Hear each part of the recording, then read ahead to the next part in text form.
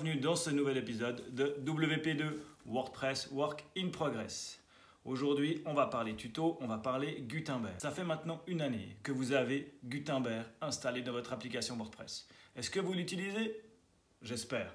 Et je vais vous montrer une solution qui est hyper cool avec WordPress et Gutenberg. Ce sont les blocs réutilisables. Ils sont un petit peu cachés, on va aller fouiller pour les utiliser. En créer, les appliquer, les modifier. Je vais vous montrer tout ça. Pour ça, on passe derrière l'ordinateur. Je vous dis déjà à bientôt et merci d'avoir regardé ce tuto. Donc, sur une toute nouvelle installation que je viens de faire à l'instant avec Flywheels, je viens de la faire vraiment il y a 30 secondes. J'ai juste utilisé le thème 2020 qui existe de base. Vous voyez, hein, c'est vraiment... c'est le thème de base, j'ai rien fait, j'ai juste voilà, fait ça comme ça, hop, hop. Et puis j'ai créé juste un billet, enfin j'ai juste modifié ici cette page de blog ici. Super, bravo. On voit que j'ai bien l'habitude, il faut que je clique un coup là quand même. Voilà. Alors, hop, edit post. Donc là j'ai juste mis un bloc. Ici, cover block sur lequel j'ai mis une image de fond, le petit titre. Un image texte où j'ai mis ma tête, mon nom. Et puis, hop, je vais faire comme ça sur celui-là, je vais le virer. Et puis un bouton ici, vous voyez là, petit bouton qui est juste visiter mon site. On voit ici les styles, on peut choisir, hop, hop, on pourrait l'avoir comme ça, comme ça. On peut vraiment venir ici changer les colors custom, dire ok, ben moi je le veux comme ça, il me paraît bien. Voilà. Border, color. Hop, hop, je le veux rond, pas rond, tac, tac, tac. C'est vraiment très facile. Hein. Et puis vous pouvez voir ici le bloc. Hein, donc là, il a le lien cvp2.ch. Et puis voilà. Et puis je me suis dit que ça, c'était typiquement une partie que, par exemple, ce bouton, visiter mon site, je vais le mettre un peu partout. Alors, ce qu'on peut faire avec ce bouton, si on vient dans les trois petits points ici, on peut l'ajouter au bloc réutilisable. Hop. On lui donne un nom.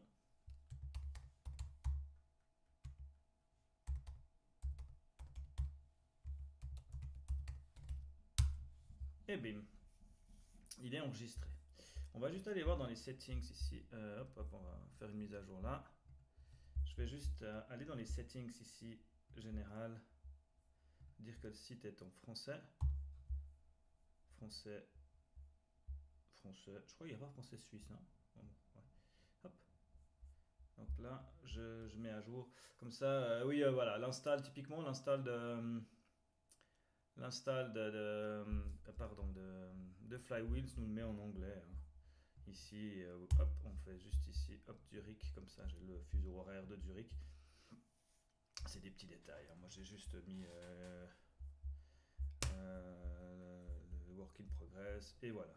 Donc maintenant, si je reviens ici dans articles, tous les articles, vous voyez, hop, j'ajoute un nouvel article. Et puis, je vais aller ici chercher un bloc. Et vous voyez qu'en bas, on a le petit bloc réutilisable qui est arrivé, où je peux prendre mon bouton. Et il va automatiquement me prendre mon bouton. Vous voyez ici qu'il nous décide que c'est un bloc réutilisable. Et que si je clique sur modifier, hein,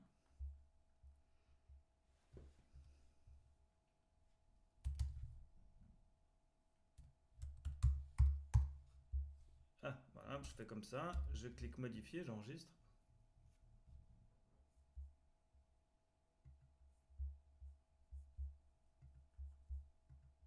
Ah, j'ai changé que le nom là.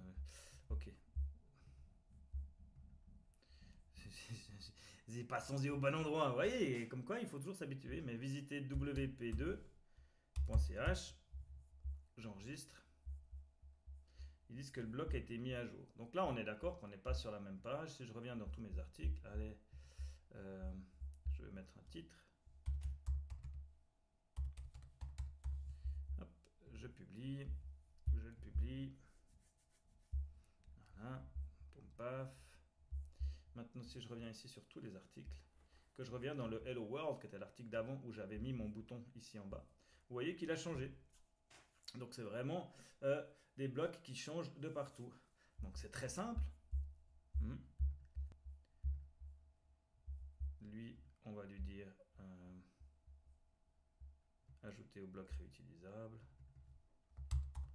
Je l'appelle John. Je l'enregistre. Là, il est rajouté, il est au bloc utilisable. Si je fais modifier, je mets juste un point.